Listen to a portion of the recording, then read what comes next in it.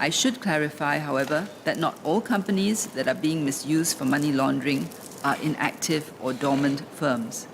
Criminals often use front companies with a portfolio of businesses comprising a mix of legitimate and illicit activities.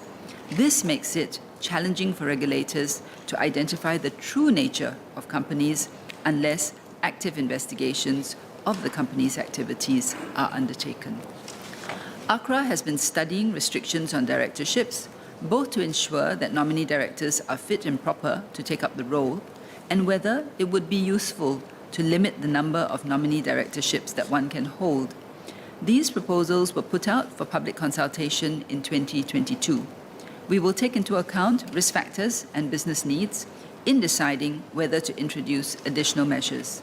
These proposals will also be tabled in Parliament early next year.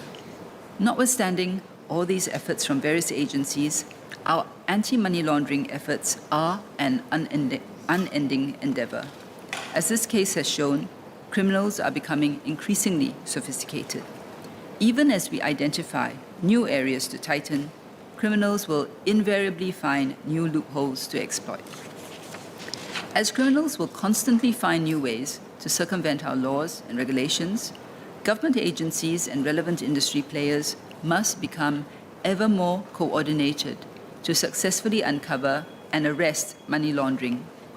To this end, we must strengthen our information gathering and intel sharing capabilities so that we can better detect illicit activities conducted by companies incorporated in Singapore. To ensure that our AML regime remains robust, the Interagency Steering Committee will continue to oversee the whole of government anti-money laundering efforts. In addition, we will be setting up an Inter-ministerial Committee comprising political office holders from MAS, MHA, MinLaw, MOM, and MTI, and chaired by myself, to review our system with the benefit of what we are learning from this case and to keep our regime up to date with increasingly sophisticated crimes. The review will focus on 4 main areas. First, on how we can better prevent corporate structures from being abused by money launderers.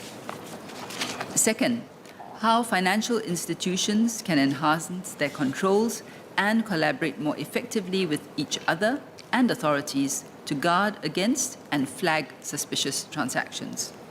Third, how other players in the system, like corporate service providers, real estate agents, and precious stones and metals dealers, can help to better guard against money laundering risks. And fourth, how we can strengthen and centralize and strengthen monitoring and sense-making capabilities across government agencies to better detect suspicious activities. Where gaps are identified, we will tighten our regulations and enforcement to prevent exploitation by criminals. The committee will share its progress and findings in due time. Singapore is determined to preserve our hard-earned reputation as a clean and trusted business hub. We will continue to uphold our zero-tolerance approach towards money laundering and do our best to ensure a strong and robust regulatory regime.